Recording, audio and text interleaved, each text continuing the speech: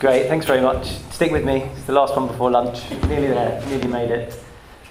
So just by way of introduction, my name's Matt. I'm the MD of Digital Urban. Just a bit about my background. For the first 10 years of my professional career, I worked in the National Crime Agency, and I worked on offender profiling and analysing and investigating offender behaviour and trying to predict what that might look like. 10 years of that was enough. So for the next 10 years of my professional career, I then went into local government, and I worked in learning and development, organisational development. I led comms and engagement team at local authority for a while. And then most recently, I was programme manager on a large Levelling Up Fund project. And that's how I came to know Digital Urban and the work of Digital Urban. I actually contracted them, so I was the client, and now I work for them. And I think my reflection is that I spent my entire career really has been to do with human behaviour. And what I really liked about Digital Urban is, although they're a tech company, what they kind of do is they put the human into the loop. They put the human into the engagement piece as well. So what I'm going to talk to you about is how digital twins can really help us with community engagement. And when we talk about digital twins, I know that can mean different things to different people, but it's the foundation of what we do at Digital Urban. So I just wanted to show you a quick 2-minute video of how we do that. It's a new beginning to create healthier, greener places to live and to work. Transforming our high streets, building homes and creating employment and places to visit.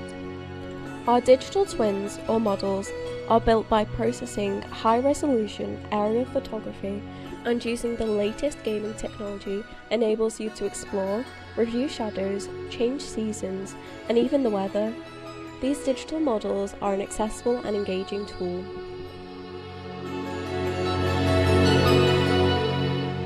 Technology in the form of 3D modelling, or known as digital twinning, helps us visualise how our towns and cities can look and provide the foundation for this journey, engaging businesses, working with communities and attracting investment. The model created is owned by the local authority.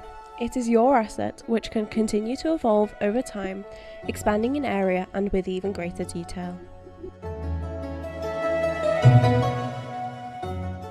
The models help everyone see the bigger picture, and you can also drop down to street level to walk and explore, reviewing the changes as a pedestrian, cyclist or driver.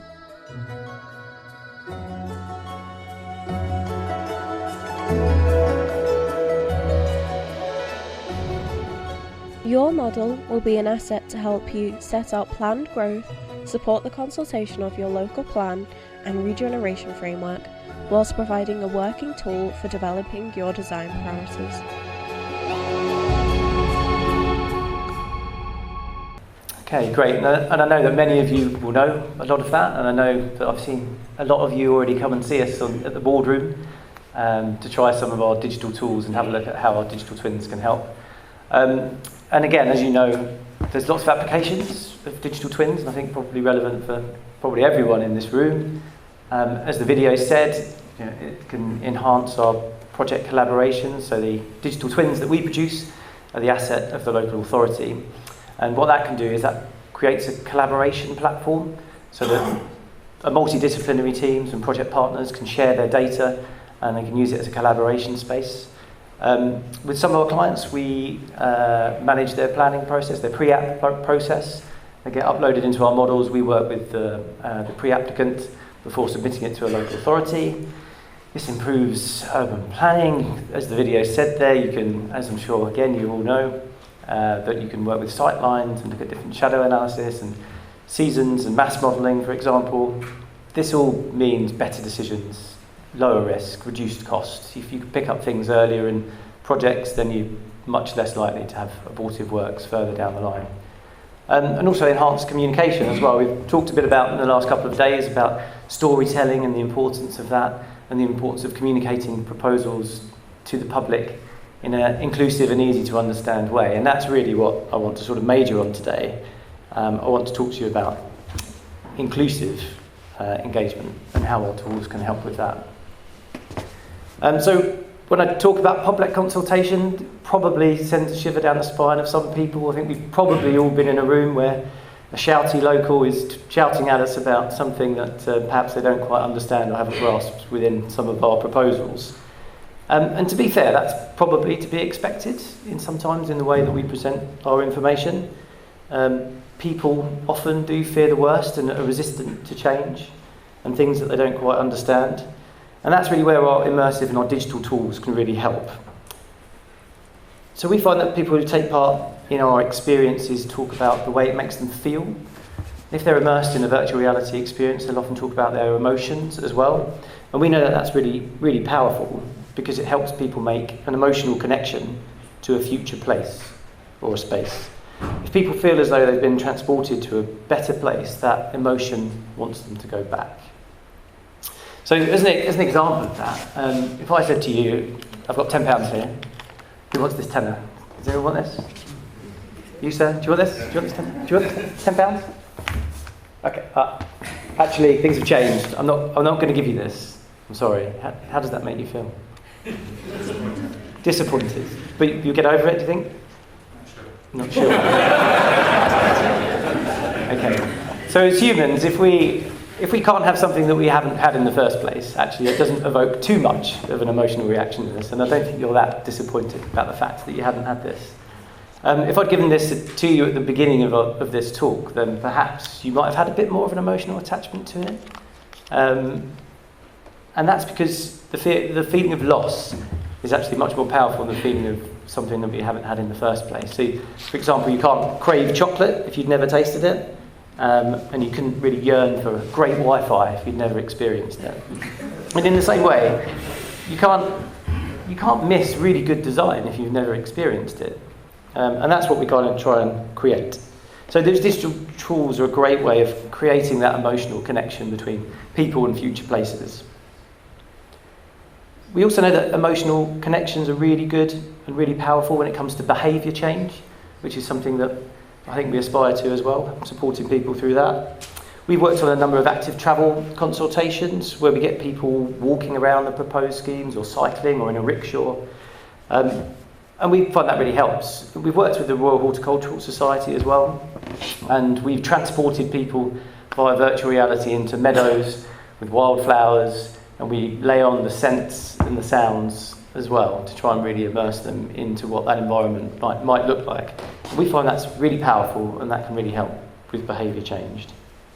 Yesterday we talked a bit about low traffic neighbourhoods, but how can you really understand what that is going to be like unless you've immersed yourself in it and experienced it?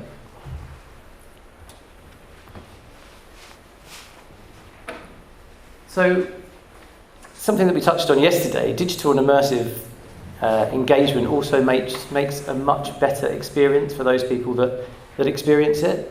People actually have fun, which is something that I know, Andy, you mentioned yesterday, and I think it's actually really, really important that people do have fun in their proposals and the future of their places.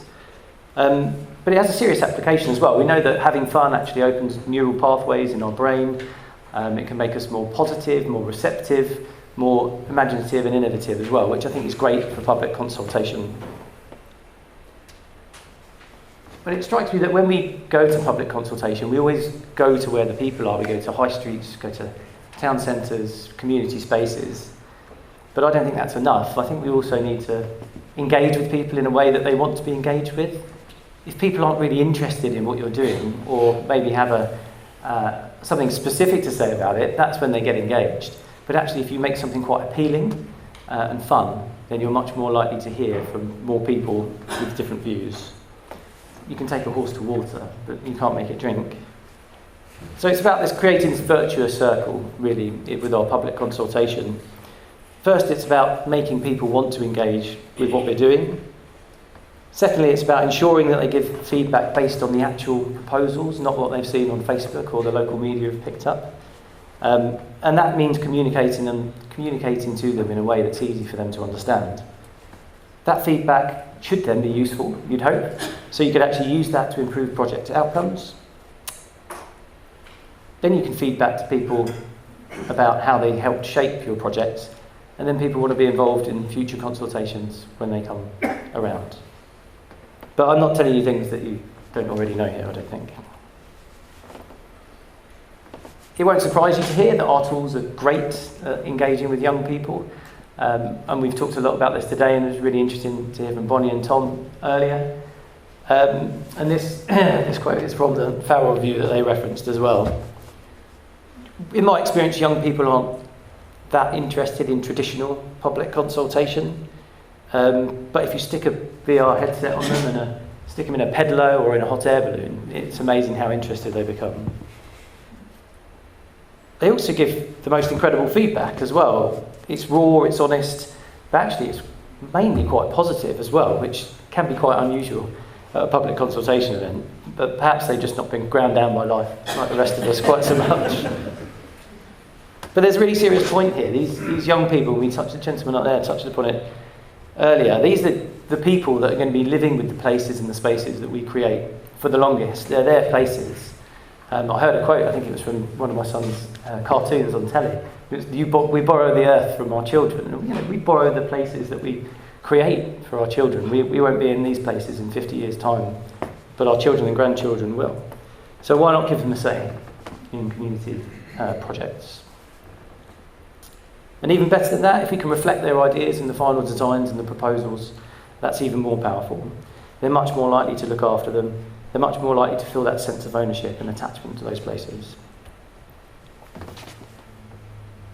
At Digital Urban, diversity is really important to us. It's one of our 4 core values. And I think diversity is also really important when it comes to plans and projects. It's not just a nice to have, it's a critically important aspect for good decisions and design. There was some mention yesterday about the lack of diversity within architects and speakers at this event even. And I think they're really powerful reflections about the industry as a whole. So if we haven't got that diversity of thought inside the tent, then we need to go outside and go and get it. We've got to work really hard to guard against unconscious bias and groupthink, and I think genuine public consultation is a really good way to do that. We know that diversity makes for better decisions. Some of the most criticised decisions in history have been attributed to groupthink, not having enough diversity of thought, from the Bay of Pigs invasion, to the Iraq War, to the inadequate response by the government to the pandemic. It's not just diversity of thoughts and ideas that we need, but we need to cater for the preference of people in terms of their learning and taking on information. Some people really like to read, some people like to look at visuals, some people like to hear, some people like to immerse themselves in a virtual reality, digital twin in Ramsgate and drive around in a hovercraft, which is coming, so watch this space. But lastly, it's about inclusion. And really that's all about inclusive engagement. If we agree that diversity is important, then we need to make our consultation and our communication as inclusive as possible. When I was leading the comms team in my last local authority, the average reading age was cited to be 14 years old, and our website had to be pitched at 14-year-olds. Some research has that as low as 9. So I think we've got to really work harder in our comms and trying to get across what we're proposing. And also those who don't speak English as well, and English as a first language. We know they can often feel excluded from communities in general. So let's not make it worse by putting them in a public consultation which they can't understand.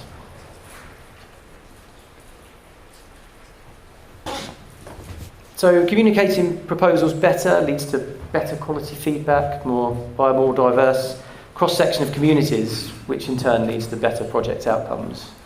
And also, sometimes politicians get to keep their jobs as well locally. Now that might be relevant in Plymouth, it certainly was relevant in Folkestone. And if you want to find out more about that, I can tell you later. So engagement hugely increased, tenfold in fact. People got a better understanding of the proposals, and we heard feedback from people we hadn't heard from before. 75% of people hadn't fed back to us in both the November and the March events. It was richer feedback. People thought we were closing the bus station. We weren't. We were moving it. People came in ready to have an argument. Within 2 minutes, they'd seen the fly-through and realised that wasn't happening, and constructive conversations happened. And we did realise those benefits that I discussed earlier in terms of quality and diversity. 4% of under 24s came to our previous non-digitally enabled consultation, gave us feedback there. That number went to 34% by the event in March. And the great thing is that folks now have a digital twin, and they can use it for all those other aspects that I talked about at the beginning. This was just really an opportunity to get a digital twin and use it really effectively for public engagement. Now we can use it for all these other use cases as well, which I'm sure you guys will be interested in your field. I've got a page of these quotes. People really loved it. But I think, just to summarise a quote that was on the screen, people support what they help to create. And I think it's up to us to go out and find ways to communicate with people and invite them into our projects and proposals. Thanks.